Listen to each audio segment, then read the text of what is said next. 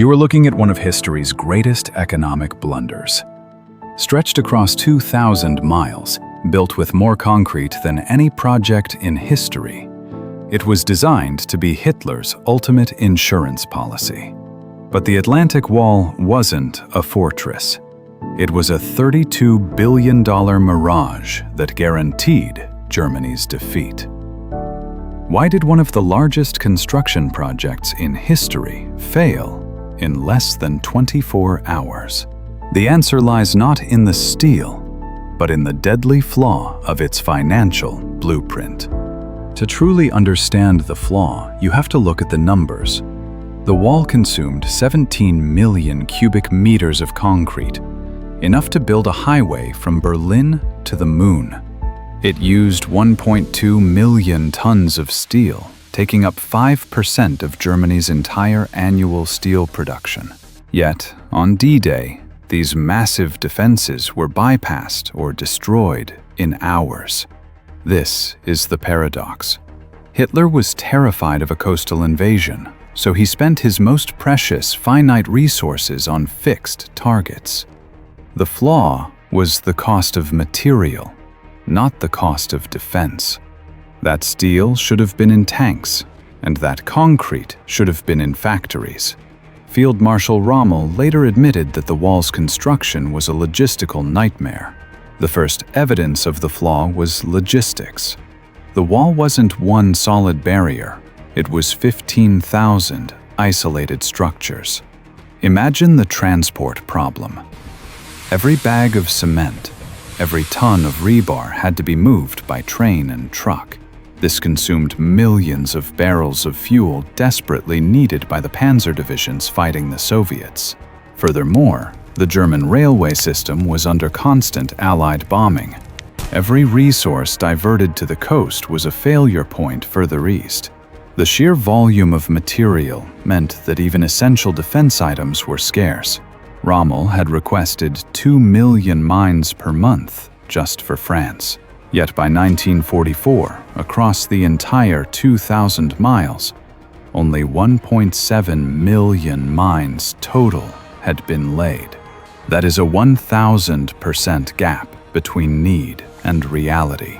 This lack of depth was the budget's final verdict. This brings us to the second, more devious cost of the Atlantic Wall: the human cost and the intelligence leak. Construction was carried out by nearly 300,000 workers, many of whom were forced laborers from occupied nations. The irony is, these workers were often the source of the wall's second fatal flaw: intelligence leaks. French resistance workers slipped top-secret blueprints and weakness reports directly to the British. This turned Hitler's defensive asset into the Allies' pre-invasion map. The Germans, obsessed with the strength of the concrete, ignored the sabotage within their own ranks. Even the standardization of bunker designs, meant to save money, became a weakness. Once Allied intelligence figured out the type of bunker, they knew the precise thickness and weak points of every identical fortress along the coast. The efficiency that saved Reichsmark's dollars cost German lives. Even German generals themselves called it a propaganda wall, a psychological defense for the German public, not a viable military strategy. This is the final, ultimate flaw. The wall was predicated on a single, disastrous assumption: that the Allies needed to take a major port to sustain an invasion.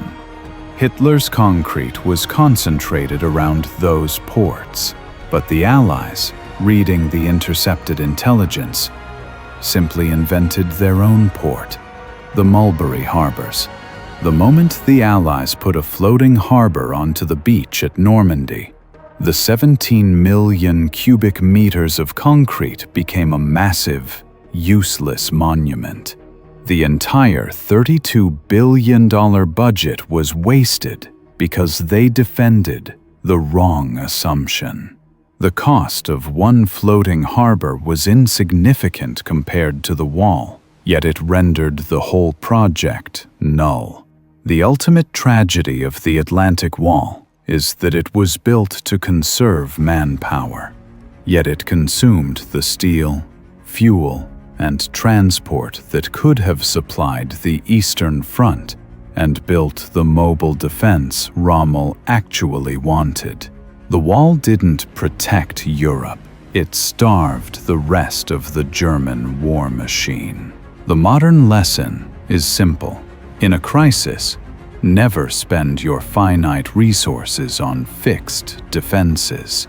The $32 billion wasn't the cost of the wall. It was the cost of poor strategic resource allocation. Which cost do you think was more crippling? The wasted steel or the loss of logistics fuel? Let me know in the comments. And if you want to see another fatal flaw in Nazi planning, click to watch our next blueprint breakdown: the hidden financial cost of the Tiger tank.